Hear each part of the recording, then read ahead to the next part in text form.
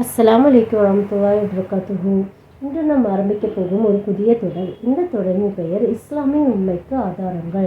இந்த தொடரில் குர்ஆனில் வரும் உண்மையான வரலாறுகள், நபிமார்களின் அதிசயங்கள், அல்லாஹ்வின் சக்தியை காட்டும் நிகழ்வுகள் எல்லாம் பற்றி நாம் அறிந்து கொள்ளப் போகிறோம்.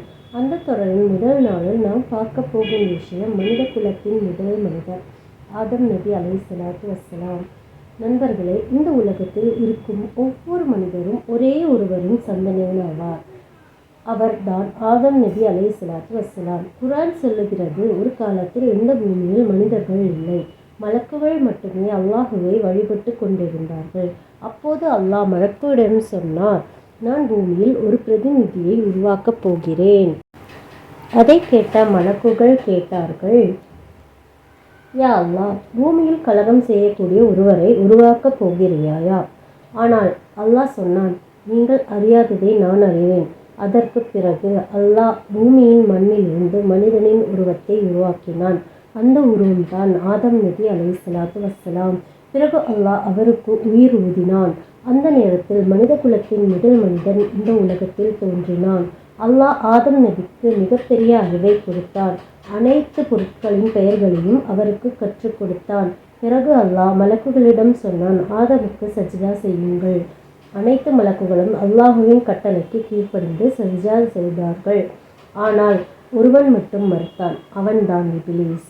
இப்லீஸ் சொன்னான், நான் நெருப்பால் படைக்கப்பட்டவன், அவன் மண்ணால் படைக்கப்பட்டவன், நான் அவனை விட உயர்ந்தவன். அந்த அகந்தை காரணமாக அவன் அல்லாஹுவின் கட்டளையை மறுத்தான். அதனால் அல்லாஹ் அவனை சபித்தான். அவனை சொர்க்கத்தில் இருந்து வெளியேற்றினான்.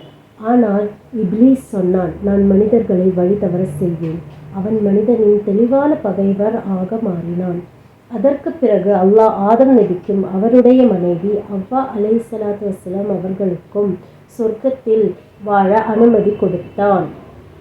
அல்லாஹ் சொன்னான், இந்த சொர்க்கத்தில் நீங்கள் விரும்பியது எல்லாம் சாப்பிடலாம், ஆனால் ஒரு மரத்திற்கு மட்டும் அருகில் செல்லக்கூடாது. ஆனால் ஷைத்தான் அவர்களை ஏமாற்ற ஆரம்பித்தான். அவன் சொன்னான், இந்த மரத்தின் பழம் சாப்பிட்டால் இன்றும் வாழ்வீர்கள். அதனால் ஆதம் நபியும் ஹவ்வாவும் அந்த மரத்தின் பழத்தை சாப்பிட்டார்கள். அந்த நேரத்தில் அவர்களுக்கு தங்களுடைய தவறு புரிந்தது.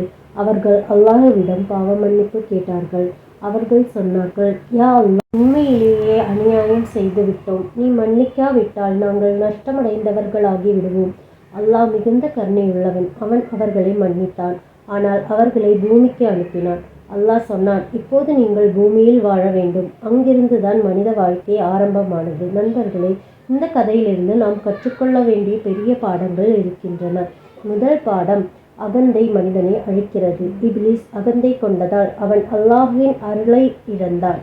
இரண்டாவது பாடம், தவறு செய்தாலும் அல்லாஹ்விடம் மன்னிப்பு கேட்க வேண்டும். ஆதம் நபி தவறு செய்தார், ஆனால் அவர் உடனே தௌபா செய்தார். அல்லாஹ் அவரை மன்னித்தார். மூன்றாவது பாடம், ஷைத்தான் மனிதனின் வெளிப்படையான பகைவர் ஆவார். அவன் எப்போதும் மனிதனை தவறான பாதைக்கு அழைக்க முயற்சிக்கிறான்.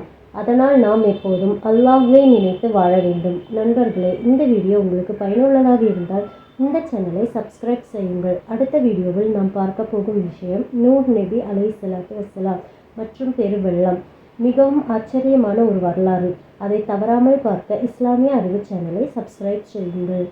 அஸ்ஸலாமு அலைக்கும் வரஹ்மத்துல்லாஹி வபரகாத்துஹு.